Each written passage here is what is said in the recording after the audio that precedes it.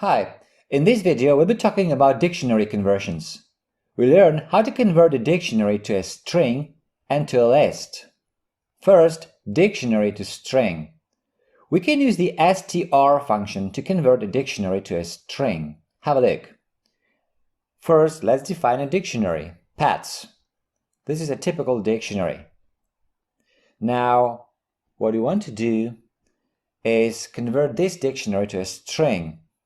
So, pets string equals str pets.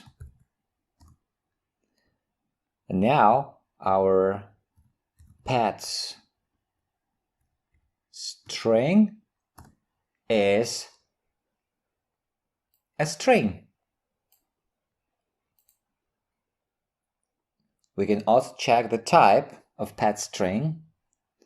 So type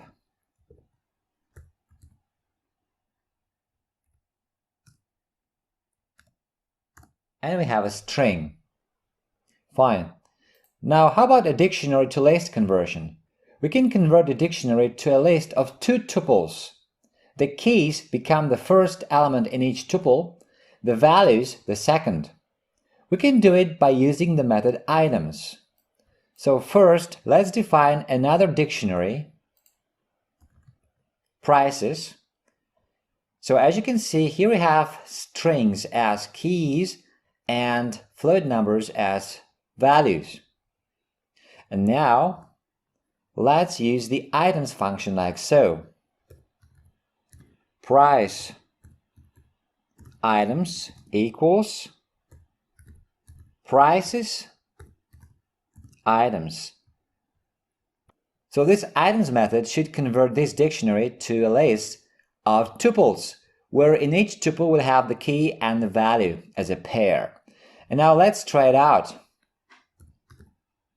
Price items. Now, did we get a list here? It looks like a list, but it's actually not a list. This is because when we use the items method, we get the so-called items view. This is the so-called items view.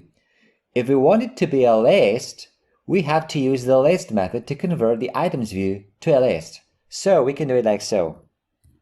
Items equals list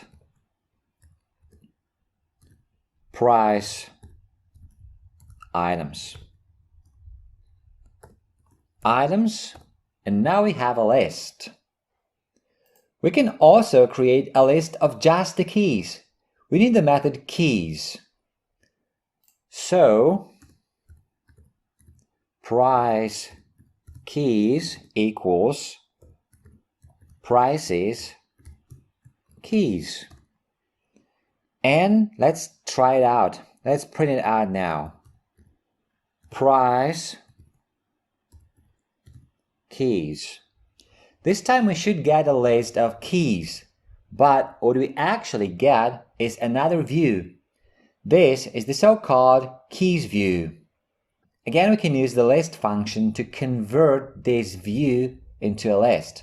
So, keys equals list of price keys. Keys, fine. And it works the same for the values. We can use the method values to create a list of just the values. So, price values equals prices values. Let's print it out. Price values.